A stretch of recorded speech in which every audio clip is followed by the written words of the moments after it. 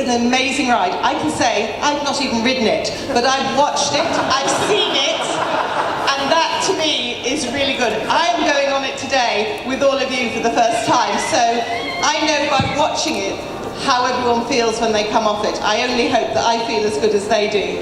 But most people who know me know that I'm not the biggest fan of roller coasters, but what I am is I got taken all around the world by Jacob, Val and Andreas and Michael Mack as well, and they made me test rides all over the place to make sure that the ride that was created here for us today was something that had a little bit of everything that I loved in it too. And certainly Nick, my brother, he went all over, really ensuring that we got the ride that's going to thrill you all so much today. Please, anyone, if you've got a question. I think we've got a question at the back here, thank you. Yes, thank you. Just picking up on that. How important is this ride to Blackpool as well as to the Blackpool Pleasure Beach? I'll take that one. I think it's essential for Blackpool because I'm a huge fan of Blackpool as a resort, and I think that reinvesting in our town is really what we need to do all the time, because we need to change Blackpool. We need to make Blackpool great. It's always been great, but it just needs to move up a notch. Each year we have reinvested everything that we could possibly reinvest in this town, and I think really our family has been reinvesting in Blackpool for many, many years, and the audiences and the people are coming back in their droves, and thankfully we have sunny May days. May days might not be holidays, but they're here and they're sunny, and I think there's no better place to be than Blackpool on a sunny day. And really, truthfully, I hope you all have a fantastic time, not just here at Pleasure Beach, but your time in Blackpool as well, because Blackpool has so much to offer. There's a little bit of Blackpool in everyone, I believe. Robert, can I add to that as well? The thing is with Blackpool, it's very, very historical, but the Pleasure Beach in itself right is one of the most historical amusement parks in the world. And when you look at the DNA of the park, it came from Coney Island, you know, with the switchback railway, developing on through to some amazing rides. The first looping coaster within Europe. You know, the Avalanche, another great Mack ride, is celebrating 30 years at the Pleasure Beach. But there are two amazing families that are involved with this. The Thompson family, that have been there from pretty much day one, but also the Mack family, that creates some of the most amazing roller coasters in the world. And so from our point of view, from a roller coaster enthusiast point of view, this is the Mecca. This is iconic in itself. Not only the ride, but the park. So to see this investment of 16 million for a ride of this size is breathtaking. And, you know, for you guys, we've got to say thanks, because, you know, it's going to be absolutely an amazing ride. Not just for Blackpool Pleasure Beach, but for the UK and the amusement park industry as well. So thank you. Thank you, Paul. I'm looking to see if there's any hands up over there. Yes, we've got some at the front here. I can see the hand of one of our super fans, Mr. Scott Bickerton, perhaps. Is that Scott I can see there? Oh, it was. Next one, Scott. Go ahead, sir. I know you're a music park and you don't really do theme rides and roller coasters, more go for architecture. What was the process behind picking the one for Icon? Can you just hold the microphone a little bit close to your mouth and just repeat the last bit of that question for us? Scott, were you asking what was the thinking behind it? Sorry. Go ahead. So yeah, what was the process behind picking the architecture design that you did for Icon? Okay. I can tell you that I have the most extraordinary dreams, and the weirdest things happen in my dreams. It drives my husband mental because I wake up in the middle of the night and write ridiculous things down. But initially, it was all about the birth of this ride, and so I thought that it was probably a really good idea to have a nice cherry blossom tree blowing in the wind, and that's how it all started in my mind. Now Nick will tell a totally different story. He'll tell you it started in the ride manufacturers and how he created everything, but the theming and the thought behind it all stems from a cherry blossom tree blowing in the wind and the ground cracking beneath it and shards of steel coming up, a bit like what you saw in the commercial earlier. And that's really how I conceived all the styling of everything. Because I can't say I designed anything, I styled everything, and I think that's the difference. We don't necessarily theme things. Obviously we have Wallace and Gromit, Alice in Wonderland and Valhalla and Nickelodeon Land. They're heavily themed parts of the Pleasure Beach, but this is very much styled, and I think that's the way Blackpool Pleasure Beach has been for many years, and we have a lot of superb architecture here. My grandfather was at university in Chicago with Frank Lloyd Wright, so he was very involved with architecture. So I think having really interesting architecture means a lot to the family. Thank you. Nick, can I just bring you in on Just that following question? on, if this was part of your question, the creation of the ride first started possibly around as early as 7 years ago, when the new development of relief coasters started, which was the inspiration. And following that, myself and the 5th generation of the business started going around looking at coasters around the world with the new style and the new developments in technology that have been created. And so then we went out to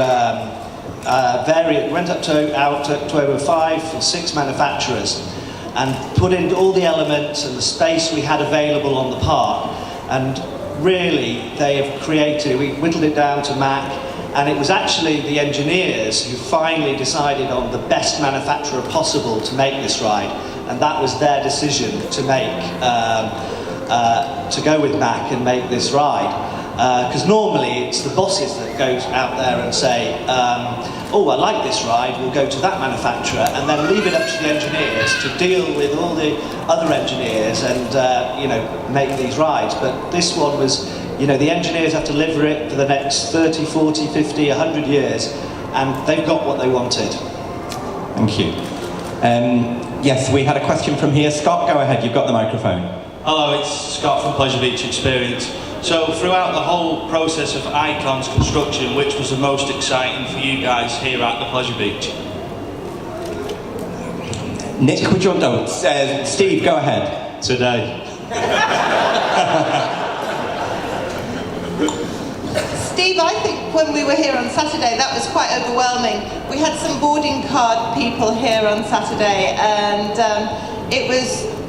certainly took my breath away, the reaction of everybody when they went on the ride. And I think Steve and I, we stood back and watched, and we were both felt really overwhelmed and humbled by everybody's reaction. So it was a lovely sunny day too, so that was good. But I think really making families happy, we did it on Saturday, so that was great.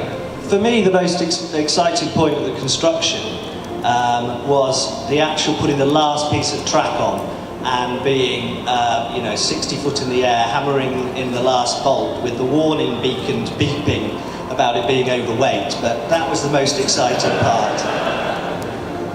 Okay, next question, thank you. We've got one over here. Alex Brindley from Manx Radio in the Isle of Man. My question's for Nick and Amanda, really.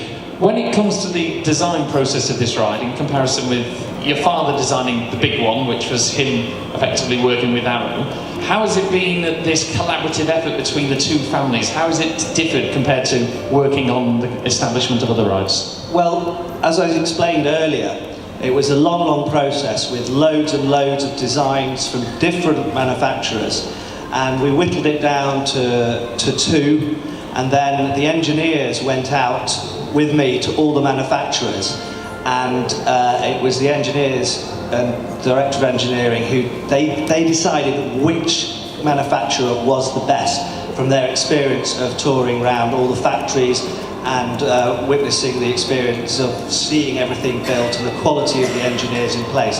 So that obviously was Mack, and that's how, you know, we came to the final decision. But we have, I think, another 3 or 4 Mack rides here, so we're very well aware of the quality of their rides.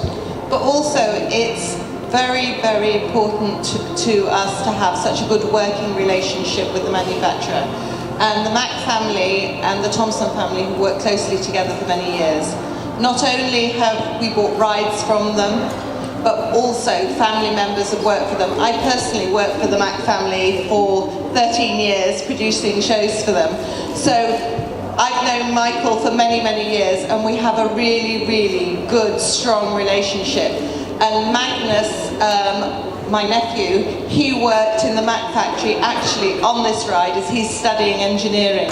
He's not here today because he's at Bristol University, and he's very sorry not to be here, but he's studying engineering because of working in the Mack factory, and I think really that just shows it's in the family blood. And also we have Tor Gillier here as well, who's my other nephew, and he has worked on all the marketing for the ride as well. So I think there's a lot of family links between the Mack family and the Thompson family, and I think that is a very strong bond, and that's what's unique about this project, certainly for me. Michael, do you have anything to say about that? Well, first of all, a great thank to the Thompson family, and to you, Amanda, and to you, Nick.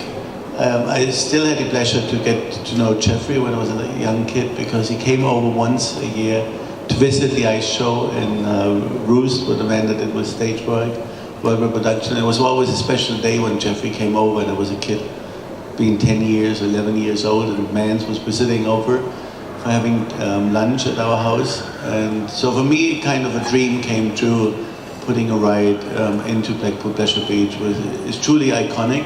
Can't wait to ride it. And it's just a family history and a family bonding, and we still have close relations. Not only did we steal one of your former skaters, Ian, to work with us, but we're still ordering costumes, we're still working closely together. So for me, it's a dream coming true. And also that your technical people choose to ride, not the bosses, how you said. That's a really quality sign of what happened in Mack Rides. And so it's not only the family bond, but also the quality, which made the decision easier, and I'm just proud. Thank you very much. Do we have any more questions from the audience? Yes. Juliana. Hi, Juliana from Fun World magazine. It's my question to the Thompsons, but also to the Mack family.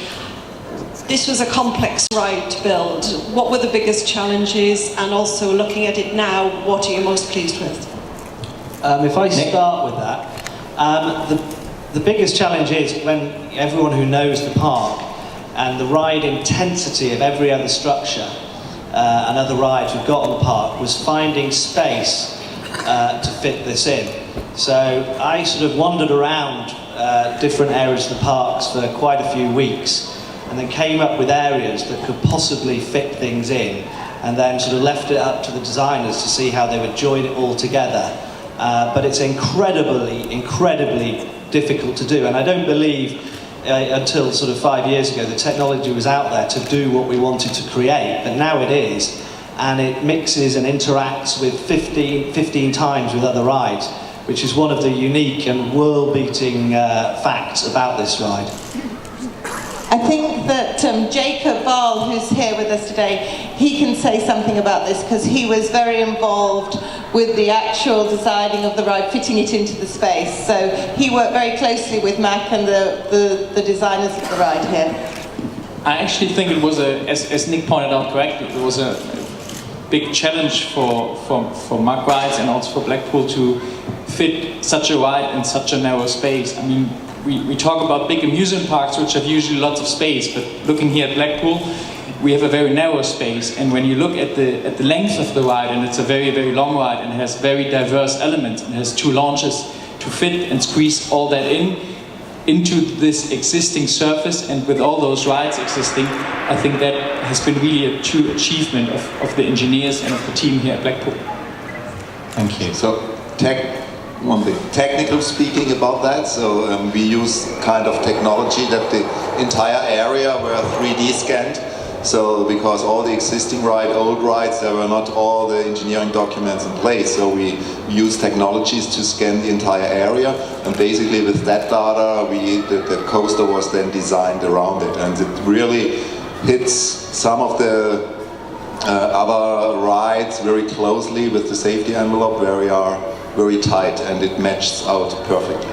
That was one of the big challenges, and actually integrating a ride in such a challenge environment will at the end create a better ride, because you have all this interaction with the other surrounding environment.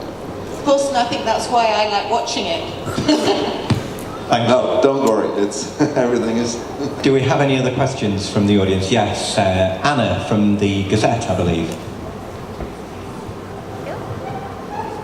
Hi, Amanda Nick. Is this a game changer for Blackpool Pleasure Beach and for Blackpool as a resort? Where do you see it going in the future?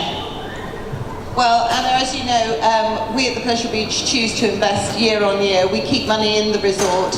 And of course it's a game changer for Blackpool because we're bringing £60 million worth of investment to the resort. So with all the advertising that we do, hopefully we'll bring a lot of people into the resort, and hopefully every business within resort will benefit from us. Hopefully they'll come through our door too, but certainly we're not in this for ourselves. We're in this to maintain Blackpool as the #1 resort in the UK. And so I can assure you, our family have been working here for many, many years, well over 100 years, so quite frankly we don't intend on going anywhere. So we want Blackpool to remain the #1 resort, and we want Pleasure Beach to remain the #1 attraction within the resort. So we will continue to invest here, yes.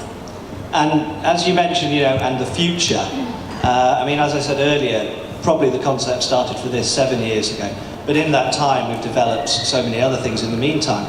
But I know from working with my son Morgan, who's working here since he was 12, and visiting parks around the world and talking to other manufacturers, I have about another 3 ideas for the next rides coming up, which will take us into another 7 or 8 years in the future. So don't worry, there's ideas there for the future. Thank you. Yes, I think Andy Hine would just like to say a few words, Chairman of the Roller Coaster Club. In response to that question, from a coaster enthusiast point of view, the new ride is attracting great interest, not just in the UK, but from worldwide enthusiasts. And people are waiting for the opening now so they can come over from wherever they are in the world just to ride it. So it doesn't just put Blackpool on the UK map, it puts it on the world coaster map, which it already was anyway, because it was already got some great coasters, but this just enhances that position and means that it stays at its top position as one of the best places in the world to ride coasters for a long, long time more. We've probably got time for a couple more questions, if there are any more questions out there. Yes, we'll just get a microphone over to you. Hi, sorry. So I'm Chloe Cravigan from Visit Blackpool. I just want to know where you got the name from for the ride. Where we got them with that target audience, and we ended up with Icon. And so far, the reaction we've certainly had from a lot of people in this room, from members of the public, is it seems to work and everybody likes the name of that ride. And did you try to copy it already? We'll move on to another question, I think, swiftly. If we've perhaps got one final question from So anybody. Robert, I've spotted a guy lower down at the front here who's had his hand up for about 10 minutes. Can we get a microphone to this gentleman here? Thank you. Can you put your hand up again, please? Thank you. Hello. I'm Chris from Backseat Blackout. What was your biggest inspiration for designing Icon? The biggest inspiration for designing Icon?